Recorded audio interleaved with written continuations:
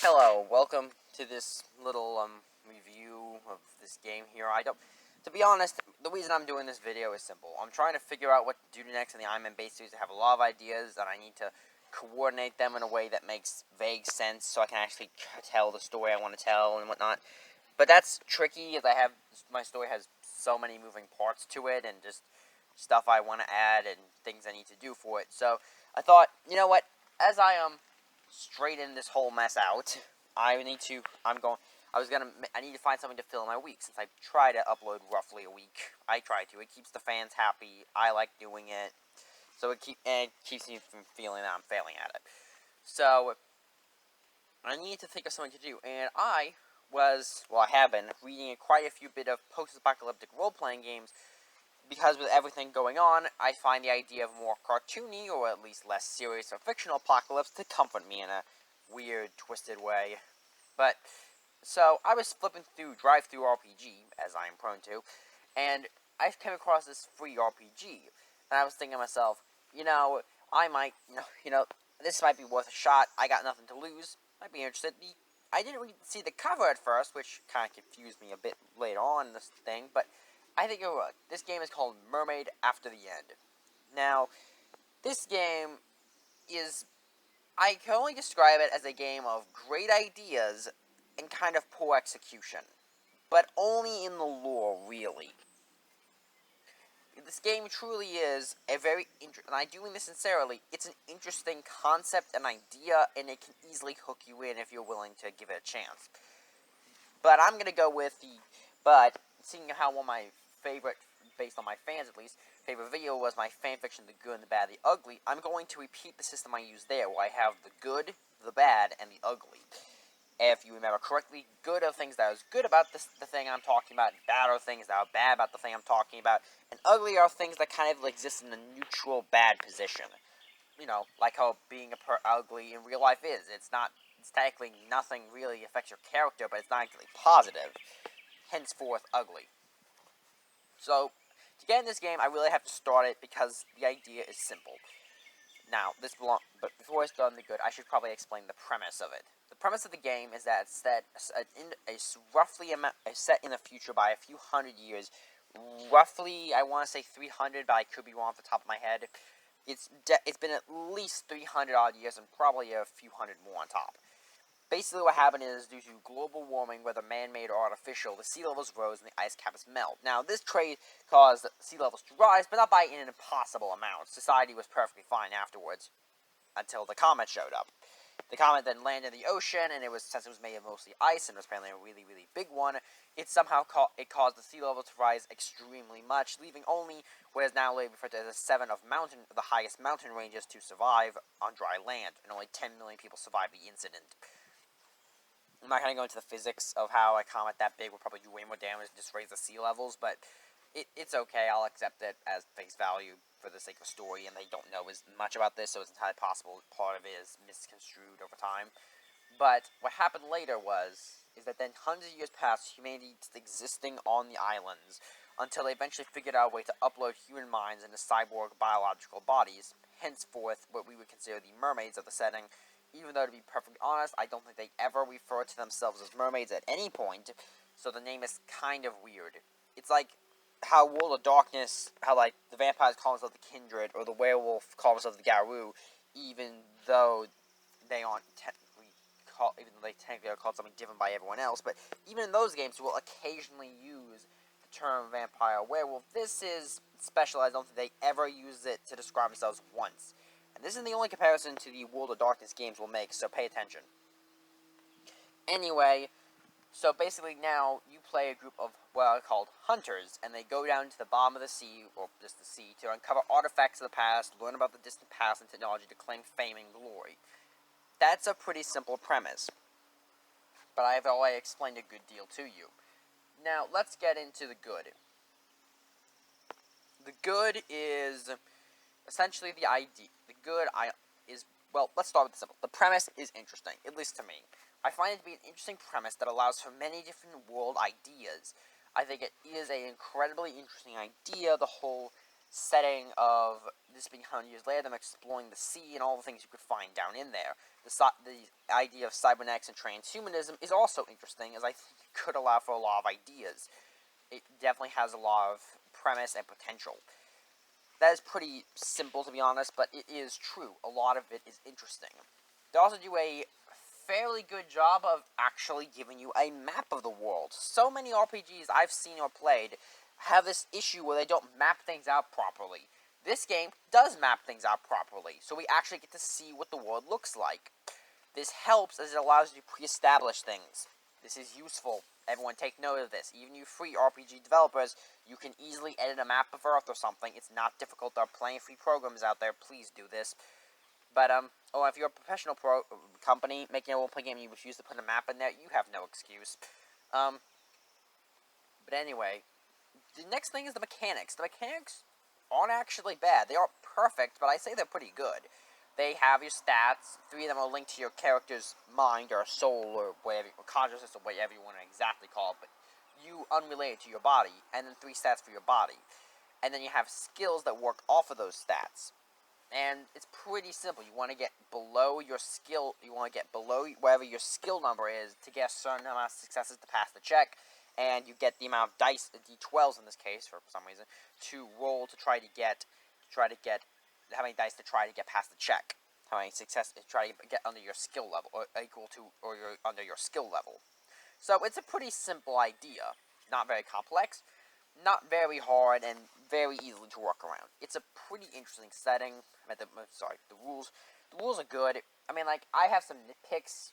I personally think the setting could use a bit more the rules could use a bit more fleshing out, but that's really nothing to complain about. The rules are fine. It allows for character advancement in multiple ways, and it gets the different bodies you can take over pretty well. Oh, and this is probably something I should mention right now. I don't know where else to put this. The art in the game, whether it exists, has a very anime style to it, and if anyone knows anything about this, is that anime plus mermaids equals, well, there's clearly an attempt for something, like, there's supposed to be at least somewhat attractive despite that cyborg-netic thing going on. Like, there's just, and like, I really felt this weird, but then we're talking about mermaids, technically, and mermaids are notorious for this kind of thing when they aren't hideous fish monsters. Don't worry, we got some of those. So, overall, I'm not going to complain about it, and besides, the art style is so disjointed from the rest of the game, it doesn't really even matter that it is based on that, so you could literally just do a dark cyberpunk or cow art style, whatever you want. It really doesn't affect the actual game at all. So, if you're really that hatred of it, just find some other artwork to replace it. It's literally so disjointed, I don't even know why it's like that. But, it's nothing big, it's nothing major, it's nothing that affects the world or anything, it's perfectly fine. Just thought I should mention it. Another thing I like about it, I don't know, it's just kind of like how it's written. It has a really good way it's written. I don't know how to describe it, it's just written pretty well, it's with the scripts it has really good.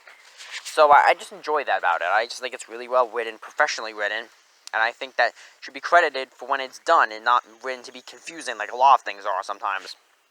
Now let's get on to the bad. The bad is really only a few things I can really call straight up bad.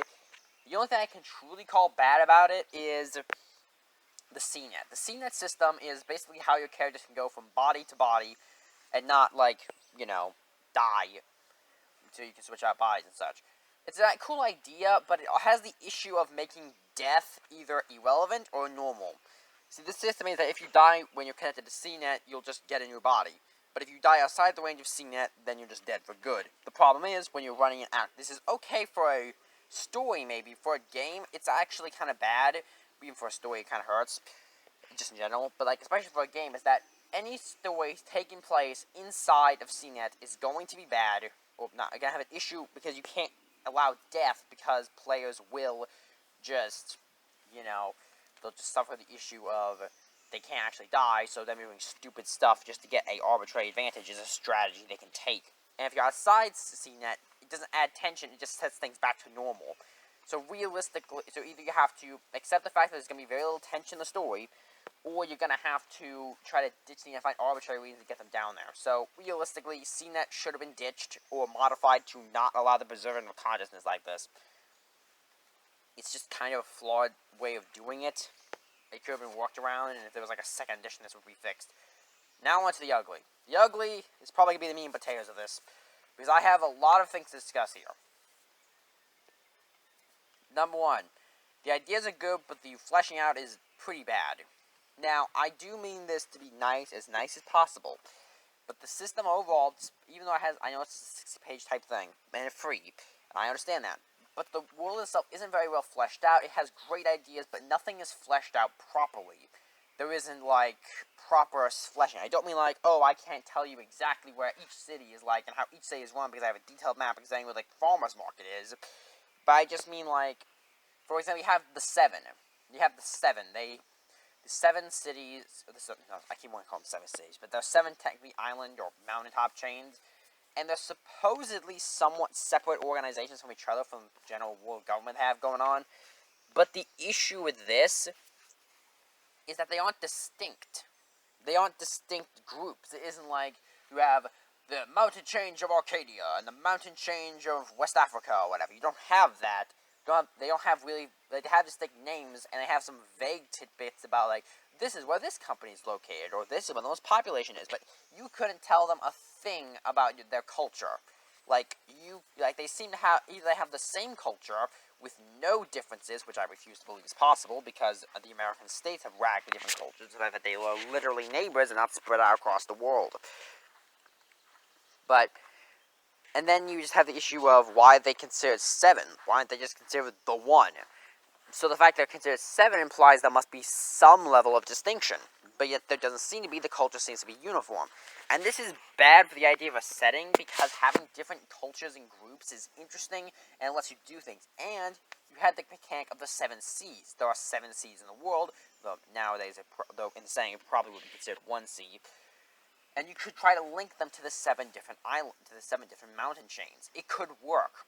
Build mythologies around it. Like, you have one of the island chains located in Europe, and another one located in China. So why are these act the same? They should be a little different. I understand it's been hundreds of years, and they've all been kind of working together, but there's going to be differences. The states of America, I keep going to have mostly worked together for all of their history, with some few exceptions. And yet, they are very different. If you discern the culture of West Virginia, New York, California, Idaho, and Alaska, they're not going to come up the same. They're going to come up different, each one, if you distill them down to culture. So why do the seven come up the same? There should be some differences, some discernible way of making them separate from each other. So you can have interesting ideas, and then play on this, as it could be used for world building.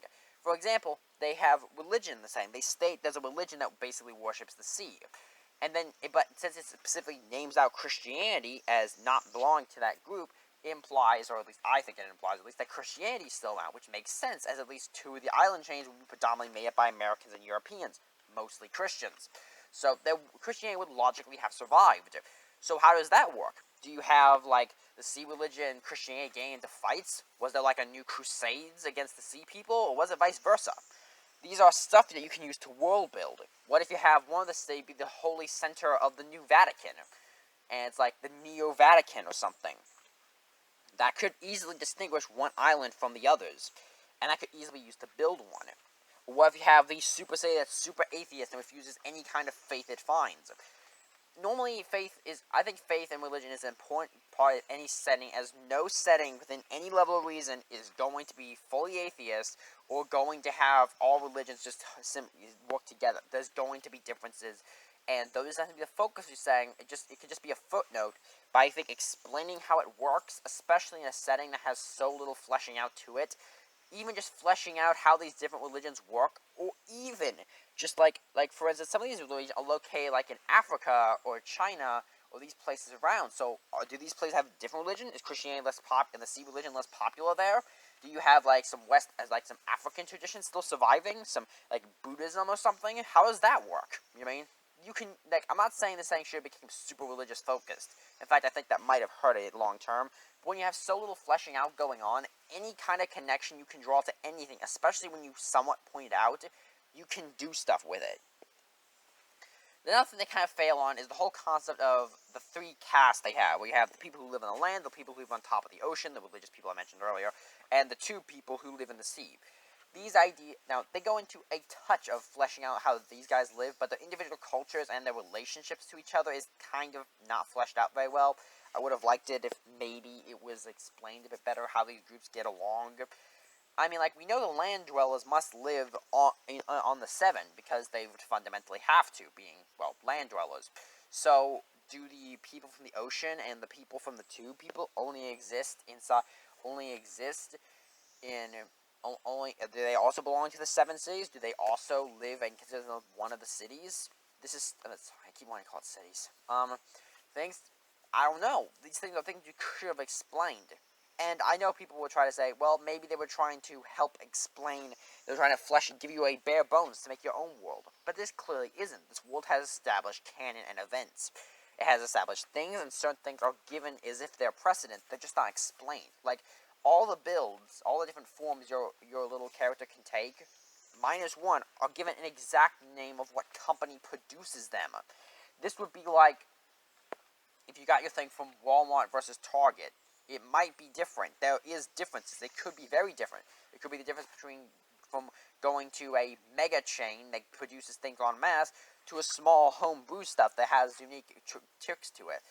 That should have, like, just explain what these industries do would have helped out the thing a lot. Just give us, like, a small paragraph or two about each industry and what's the differences. And make it so that actually matters, and you might be able to tell a story around that. Now, the other thing, and I don't want to get political here, I really don't want to get political here. I'm not trying to get political, I'm just stating it as it is. The saying explicitly mentions that because people can switch around bodies and such, the concept of race, gender, and such that have disappeared, I don't think that makes a whole lot of sense. I'm not saying that you wouldn't see that happen, especially because the game states that most people have tended to a form of femininity, not that they shame masculinity, but it's become mostly very feminine in society. They never explain how that works. But it's society that, so, but I just don't think it makes sense that they don't have any concept of race, especially, like, that would, although I could see race maybe falling to the downside. What I don't see disappearing is the idea of sexuality, but like one's gender in any variety. I don't see that realistically disappearing, and it makes no sense to. Because, after all, plenty of people, if you took them today and gave them a robotic body, and then told them to make it what it looks like, they're gonna make it look pretty much, they're gonna probably keep it to what they would know. Especially because they can replicate certain sexual functions, so clearly these are actually biological bodies, not just only appearances, but they can be made to be like that. So, I just, like, there is kind of the flaw in that. Like, it's not really a flaw so much, I think it's kind of a mistake on the world building. This is definitely something that could have been fixed with explaining the Seven better, because maybe you have some cities be like that, while others aren't. It's definitely something you could have worked with, and how do you answer the question of, like, what if someone still is, just an example, let's say you have a guy, and he believes he's a guy, and acts like a guy to the best extent that technology and this thing will allow him to, and he only wants to date women or other guys. How does that work? Like, if you only want to date, like, if you're a character and you only want to date women or men, how does that work? How do you define these things? Obviously, it would come down to a character's personal opinions, likely, of what they would consider one or the other. But it's these kind of things that I think should have been maybe at least hinted that these could be issues. After all, it could definitely be something that could happen. Especially because the land dwellers view themselves as pure, and view either their pure human bodies or their cybernetic bodies made to resemble humans as pure to some degree. Or at least some of them do, according to what the tiny bit of lore we get. So they would likely still have the concepts of certain things like normal gender or race. So this would theoretically be a thing they would deal with. Maybe not to the same extent, but it's definitely something they could imply with. It's not that you have to do it, it's just that working with this kind of idea would have helped the system a lot, and would have gave it some depth. It gave some interesting talking points, like, plenty of adventures could be centered around that, or, not centered, but just character and just world building, if nothing else. It's just world building that helps flesh things out and explains things better. Yeah, if you notice, this ugly is a really long point. Continuing on. The next thing, they have a vague Lovecraftian element where they say there are certain unknowable Lovecraftian monsters of the deep, but this gets one paragraph, despite the game itself saying that it's more of a big issue. It really isn't a big thing. The weird AIs in the base on the moon are way more interesting and give it way more actual depth.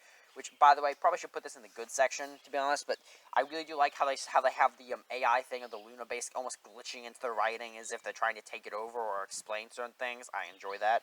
I think it's really well done and should honestly be used as an example of future reference to these kind of things. But, overall, now, to fix the last bit of the mechanics, because I do believe this could have used some fixing that would have helped the system. The game itself says that cybernetic modification can be made to any of the mod forms, but yet this doesn't happen. There is no rule section saying you can, I want to put a laser cannon on my back or give myself certain features. You have feats, but those are more personality traits than they are mechanical augmentations. So I think that should have been made a proper system. You could take cybernetic modifications on top of your normal forms. This would have helped flesh out the system a bit, and would have gave it a bit of interesting dynamics, and let characters be a bit more individualized from just the base form, or mod they have currently going on at the moment. And then, I think this should have been, and we have one of the forms that has the whole, that they are kind of glitch out and kind of start following she, or whatever it's supposed to be. I'm not entirely sure it's supposed to be AI or Lovecraftian entity, to be honest. But a little bit of ambiguity is nice. I would have had this been a more proper system, almost like the game's magic system. It doesn't really have one. Now, this wouldn't be magic. It would be like kind of corrupting or cybernetic influence that you could take. If anyone's playing Mutant Car Classic, the patron AIs are a perfect example of what I'm talking about here. You would have characters. You could have characters that can like a character that can choose one of these things. Like it would be the AI consciousness, the lunar base, or Lovecraftian entity, and it could give them special powers, but has the risk of backfiring on them. This could also work with the game's priority system, how it has the A, B, and C like Shadowrun, where you can choose what to put priorities thing. The more the higher priority you put in your form is the more advanced bodies you can get or have access to, and they can also then you have like your abilities and your skills. I think if you add two more, that D and E, which could be filled out to say your link to one of the strange entities in the setting, or cybernetics, would have helped flesh this out, would have given more character diversification, and allowed for things like that. It would have been interesting to see. But overall, that's my opinions on the game. It's overall pretty nice. I mean, I think the world has some interesting ideas. The mechanics are totally solid. I kind of wish the weapons were fixed a bit. Like, they could be more different from each other, and just certain things like that about combat would probably best if they could be modified just some way. Probably take a bit more after its D&D cousin, I would recommend. But overall, I'd say it was pretty good. Definitely worth taking a look at, because it's free. And I hope you enjoyed this little excursion into the multiverse. I just wanted to find something to film this week, and I really am just trying to figure out how to keep the Iron base thing straight in my head. But I do plan to continue. But if you like the series of me reviewing free RPGs, totally feel free to comment about it. I'm up for doing more interesting if you want to see it. Anyway, hope you enjoyed it.